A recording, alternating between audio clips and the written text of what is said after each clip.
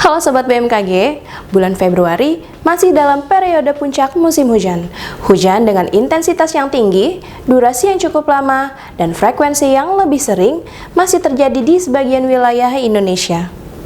Puncak musim hujan bisa dicirikan dengan terjadinya hujan yang tidak mengenal waktu meskipun pada dini hari. Lalu apa saja ya faktor penggerak cuaca di Indonesia?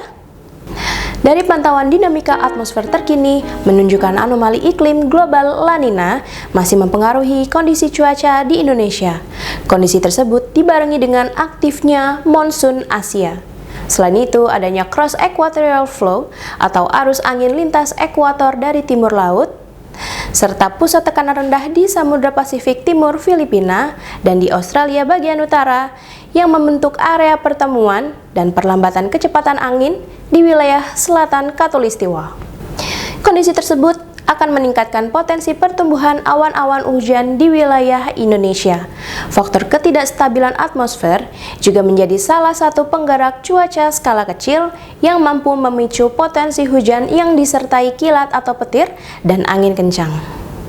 Di puncak musim hujan, potensi kejadian hujan yang disertai kilat atau petir masih sangat tinggi. Di episode sebelumnya, kami telah menginformasikan tentang awan cumulonimbus. Awan tersebut adalah salah satu jenis awan badai dengan lebar mencapai 10 km, masa hidup selama 20 hingga 30 menit, dan dapat menghasilkan hujan lebat, kilat petir, serta angin kencang. Kali ini, kami akan menginformasikan kepada sobat tentang apa itu kilat atau petir.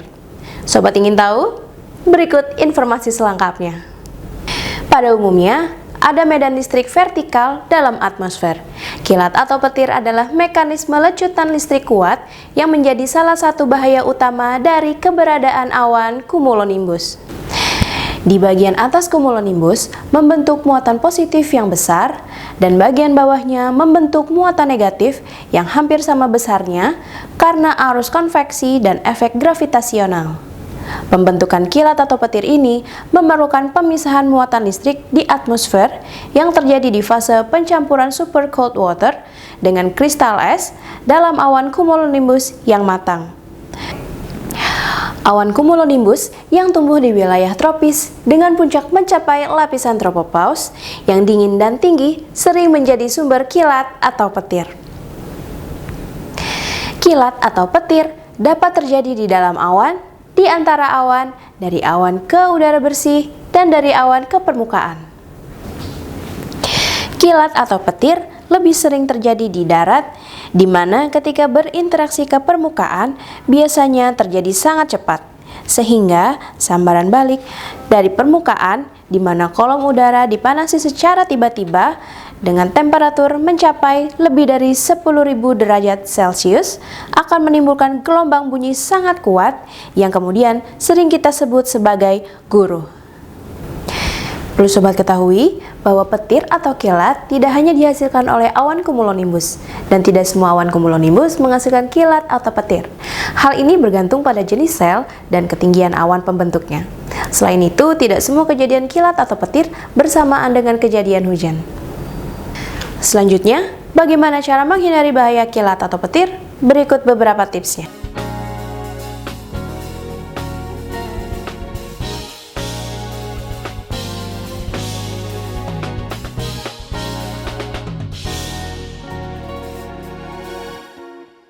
Selain tips-tips tadi, perlu sobat ketahui, salah satu sumber kilat atau petir ini adalah awan cumulonimbus.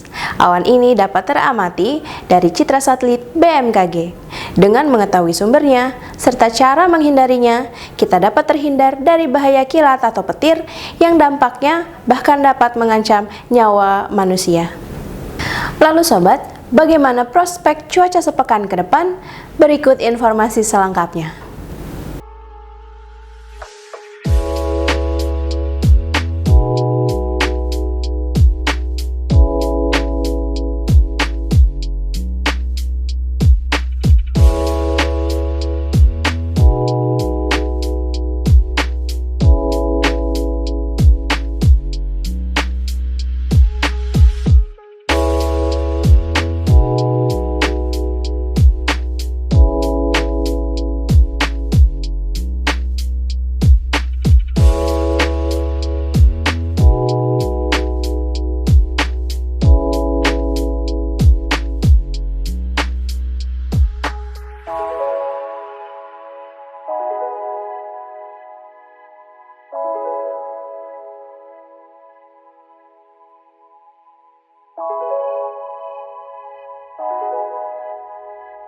Informasi prospek cuaca yang kami sampaikan dapat berubah mengikuti kondisi perkembangan dinamika atmosfer yang dominan. Untuk itu, kami himbau agar sobat tetap waspada terhadap perubahan cuaca yang dinamis, terutama di periode musim hujan seperti sekarang.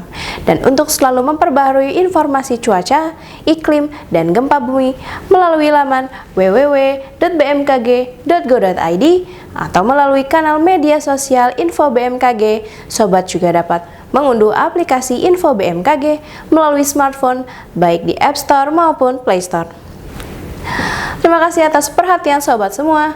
Mari kenali cuaca dan lingkungan agar terhindar dari ancaman bencana hidrometeorologi. Tetap patuhi protokol kesehatan dengan memakai masker, mencuci tangan, dan menjauhi kerumunan. Saya Berta Dwi Sanditya, salam sehat dan sampai jumpa.